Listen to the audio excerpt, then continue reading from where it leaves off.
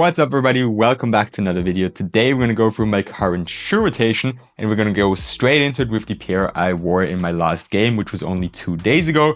And it was the Nike Book 1 in the Sunrise colorway. I just absolutely love this basketball shoe.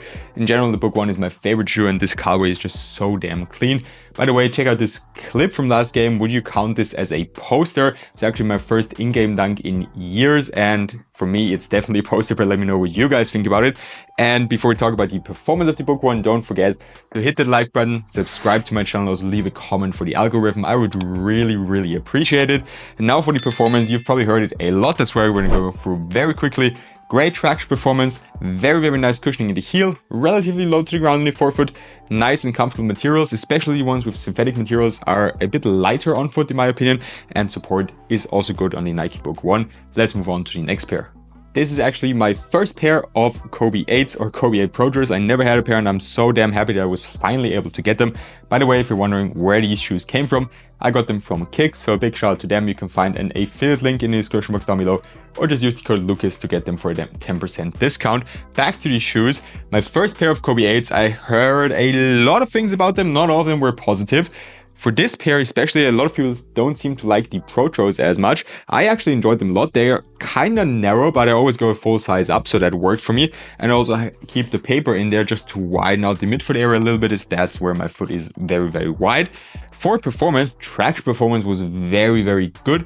I recently switched to a different team. They are now in the 2nd division. A lot of kids are on that court, especially in the mornings because they use it for school and it gets really dusty sometimes. These had no issues there whatsoever, which is always a very good sign for traction performance. The cushioning setup, of course, is a drop in midsole. It's very low to the ground, so if you need a lot of cushioning, I would stay away from these. Support features are very good, and of course, you're extremely nice and low to the ground. It's a very responsive shoe, but if you need impact protection, as I said, I would stay away from them. The materials are nothing special. My girlfriend actually said they look kind of cheap. I wouldn't agree on that. I actually love the look of the shoe, and I wouldn't call them cheap only because they don't use leather materials or something, which I don't like as much anyway. So for me, it's a very nice basketball shoe, and they match my team's jerseys very well, so that's cool. Even though I'm a Celtics fan, gotta say the purple and gold color combo with the black kind of goes hard. And overall, I am really enjoying these and I'm definitely going to be hooping them a lot. Next up is a non-basketball shoe, as this is the LeBron TR or Trainer 1. I actually wore these to the gym to work out today, and I did a lower body day, so leg day, and they were actually very comfortable. And what separates them a little bit from LeBron's usual shoe line is that they're extremely lightweight. So very nice lightweight feeling. Of course, they're not made for basketball, so I wouldn't recommend using them on the court. I just threw them in this video because I got some questions about them when I showed them on my Instagram story. The material is also something I really enjoyed. They are very soft and, as I said, lightweight, very comfortable wear. They are a tiny little bit narrow at first because the upper goes in a little bit here, as you can see. But if once broken in, they are actually very comfortable. Also accommodate a wide foot relatively well, because as you can see, the toe box is pretty wide for a Nike shoe especially.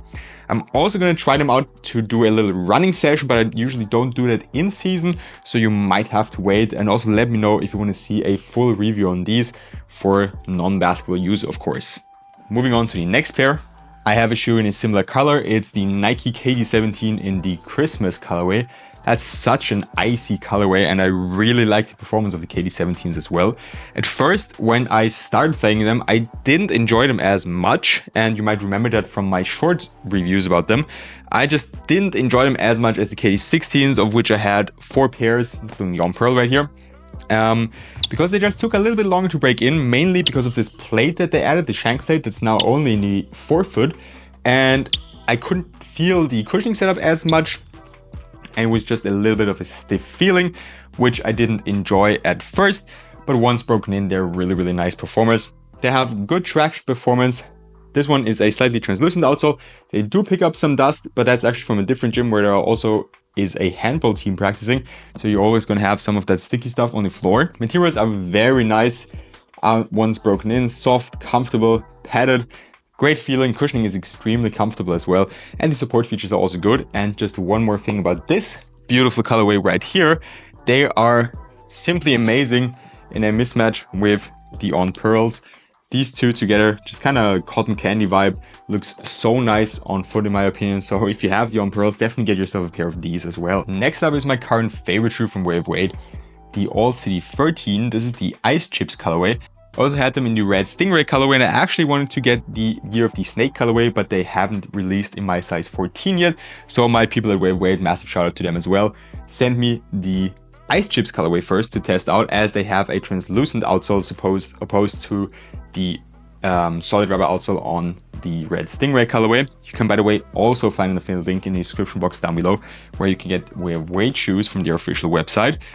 For their performance, I can't say if the traction performance is different or if anything has changed for that. We have a mix of a usual rubber outsole and a GCU outsole, but I haven't worn them on court yet, so I can't say if they perform any differently to the full length solid rubber outsole. The setup has stayed the same. We have full length boom. Here you can see it a little bit better. It's a really thick layer right here for the whole entire outsole, which is really nice. By the way, if you're interested in the overall performance of them and you want more in detail, I have a full length and in-depth performance review of them. The materials here are synthetic leather. I really like the little cracks they have on the upper, of course. That's kind of also the theme of the colorway, and in general also a very icy colorway. As you can tell, I'm a big fan of blue basketball shoes. Usually I'm all for pink shoes, but blue is kind of turning into my new favorite color for shoes. And the support features are also very good on this shoe. We have a Europlate system, which of course is inspired by Dwayne Wade's famous Eurostep. This pair I've been hooping in is the Joker 1 from 361. A very interesting pair, of course, Nikola Jokic's first signature shoe. I think they got the design right. They have a lot of details. Great colorway selections. There's actually a Peppa Pig colorway coming out that looks pretty damn cool in my opinion. Slightly mismatching in pink, you know, I like that color. For performance, the traction was very good. It's a rather shallow traction pattern, which doesn't mean that the performance is bad, because it was very good on an indoor court. The cushioning setup was a little bit stiff at first. It's more of a reactive shoe in my opinion, or a responsive shoe. Not that good if you're looking simply for comfort. The materials, however, are nicely padded and soft. They make kind of a little bit of a creaking sound at first while breaking them in. I can't show you here right now, but I'll try to find a clip where I have that on court of me playing with them. And the support features were also very good. You're extremely locked in. It's actually very hard to get your foot into the shoe because the ankle area is so damn tight at first. It takes some time to break them in, but apart from that, I actually enjoyed playing in them as well. Next up is another shoe from Way of Wade, arguably the best basketball shoe of all time, the Way of Wade 10 Low. This is the cotton candy colorway, and it's an amazing looking shoe in my opinion. Very nice color scheme and color blocking on the shoe. And of course, the most prominent thing about the Way of Wade 10 Low is the crazy carbon fiber plate, full length. You can even see that it's kind of bent a little bit, so you get amazing heel to toe transition and crazy bounce when you play with them. The full length boom cushioning is also extremely comfortable. I just love the Way of Wade has that on almost all their shoes. And the traction performance was also very good. These are also an option for outdoors. However, it's not the most durable rubber setup, and they can wear down quickly, especially in high wear areas here in the front. Support is also very good. Of course, they're also available in the high version if you prefer that. However, there's not really a difference in terms of ankle support. That's kind of just misconception.